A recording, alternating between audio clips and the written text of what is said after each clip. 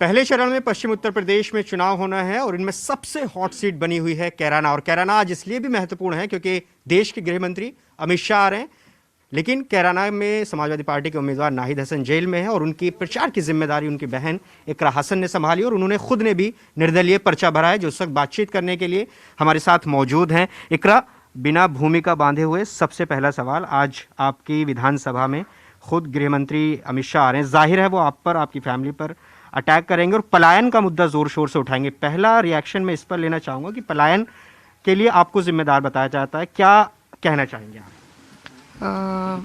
जी, अमित शाह जी आ रहे हैं और योगी जी भी आए थे कुछ दिन पहले, उन्होंने भी यही मुद्दा दोबारा उठाया था कैराना में। तो ये कोई मुद्दा है नहीं ऑन ग्राउंड, इस पे रिपोर्ट्स भी आ चुकी हैं इंडिपेंडेंट एजेंसीज़ की और सेंट्रल गवर्नमेंट ने भी एक स्टैंड लिया है। तो पलायन कोई मुद्दा है नहीं, ना लोगों के लिए है, ना कैराना की जनता के लिए, ना हमारे लिए, सिर्फ बीजेपी के लिए मुद्दा है, क्योंकि इन्होंने काम किया नहीं है 5 साल से कुछ भी। तो जब और कोई बात ही नहीं है इनके पास, तो ये घूम फिर के फिर यहीं आ गए हैं पलायन के मुद्दे पे। It's not an issue.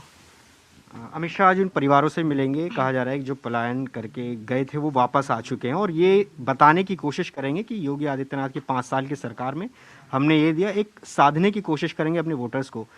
किस तरह से आप देखते हैं, पलायन में आखिर मुद्दे हैं क्या?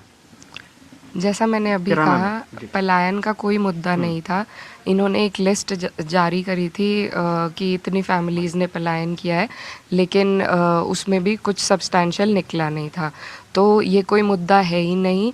और जिनसे भी वो बात करेंगे वो 1-2 फैमिलीज़ हैं जो अपने इकोनॉमिक उसके बेटरमेंट के लिए यहाँ से गए थे।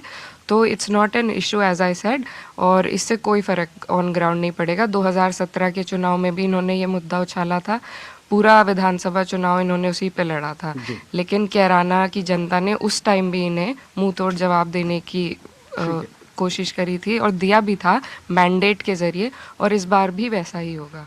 इकरा, वेस्ट यूपी में पहले चरण में चुनाव होना है और पूरी कैंपेनिंग की सुई जो है वो कैराना पर आकर अटक गई है। आपको क्या लगता है क्यों इस तरह से हो रहा है? कैराना मुद्दा बन रहा है, चाहे बड़े नेता अपनी आवाज़ उठा रहे हैं या फिर नाहिद हसन का टिकट हुआ था उसको लेकर बीजेपी ने अटैक किया था।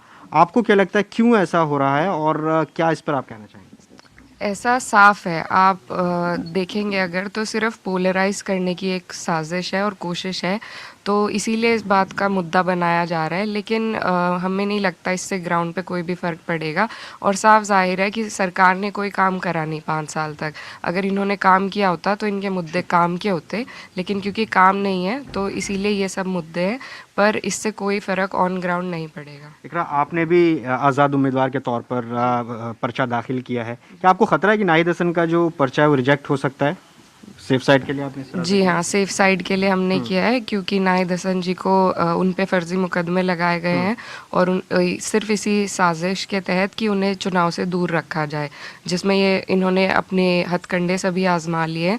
तो हमें ये खतरा है कि कहीं ना कहीं उनका जो नॉमिनेशन है वो भी ये रिजेक्ट करने की कोशिश करेंगे, इसलिए प्रिकॉशनरी तौर पे एहतियातन हमने पर्चा दाखिल किया है। नाहिद हसन को अभी हाल ही में उनकी अरेस्टिंग हुई है, आपकी अम्मी भी भूमिगत हैं, क्या आप कहना चाहेंगे? पूरी प्रचार की जिम्मेदारी आपके कंधों पर आ गई है, किस तरह से आप कैंपेनिंग कर रही हैं और क्या रिस्पांस मिल रहा है?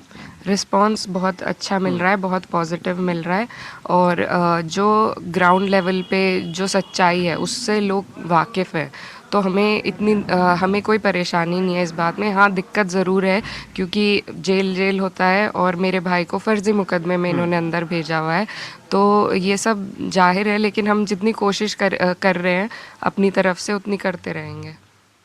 आपने भी पर्चा दाखिल किया, नाहिद ने भी, और क्या फ़र्क है? आप अपने लिए भी कैंपेनिंग कर सकते हैं अगर ज़रूरत पड़े तो। अपने लिए क्या तैयारियां आपने की हैं? पहली बार आप कैंपेनिंग का शायद संभाल रही हैं और लंदन से आप लौटी अपनी वकालत की पढ़ाई बीच में छोड़कर। किस तरह से अब आगे ये रहेगा कैंपेनिंग, आप ही संभालने वाली हैं पूरी? जी, कैंपेनिंग मैं ही लीड कर रही हूँ, लेकिन मैं अपने लिए कैंपेन नहीं कर रही हूँ, मैं अपने भाई के लिए कैंपेनिंग कर रही हूँ। वही समाजवादी पार्टी के कैंडिडेट हैं, वही कंटेस्ट करेंगे, और अगर कुछ गड़बड़ होती है उसके बाद में पता चलेगी। तो आज क्या कहना चाहेंगी? गृह मंत्री अमित शाह को कुछ बोलना चाहेंगी इस मुद्दे को लेकर? वो जाहिर है उठाएंगे इसको, उठाएंगे मुद्दे को। जी, कुछ नहीं, वो कैंपेन के लिए आए हैं, वो अपनी करेंगे, हम अपनी कर रहे हैं। कुछ कहना नहीं चाहती हूँ, जनता जवाब देने का काम करेगी पिछली बार की तरह। क्या उम्मीद लग रही है पहले से ज़्यादा मार्जिन से? और समाजवादी पार्टी और जो आरएलडी का गठबंधन हुआ, क्या आपको लगता है कि आप न सिर्फ इस सीट पर बाकी पश्चिम यूपी में किस तरह के नतीजे आपके लिए रहेंगे? क्या क्या उम्मीद कर रहे हैं आप? पश्चिमी यूपी की सभी सीटें मेरे हिसाब से गठबंधन के ही पक्ष खेमे में जाएंगी।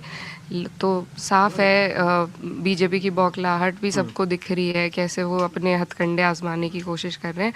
तो यहाँ से पूरी पश्चिम यूपी में गठबंधन का जोर आखिरी रहेगा। सवाल मैं जानना चाहूँगा, जब नाहिद हसन की अरेस्टिंग हुई, अखिलेश यादव से क्या आश्वासन मिला? क्या उनसे बातचीत हुई? क्या उन्होंने अपना पूरा सपोर्ट दिया है। उन्होंने हमसे बात करी थी और उन्हें कोई दिक्कत नहीं। आपकी बातचीत हुई है? जी, मेरी नहीं हुई है, पर जो और लोग हैं उनकी हुई है।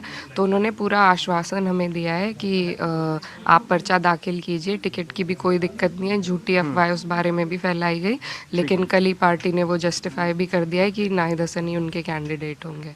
बहुत शुक्रिया इकरा हसन, जो कि बहुत तफसील से न्यूज़ 18 इंडिया से बात कर रही थी। कह रही कि वो अपने भाई के लिए प्रचार कर रहे हैं और वो ही कॉन्टेस्ट करेंगे। कैमरा पर्सन नसीब सिंह के साथ जावेद मंसूरी, न्यूज़ 18 इंडिया, कैराना।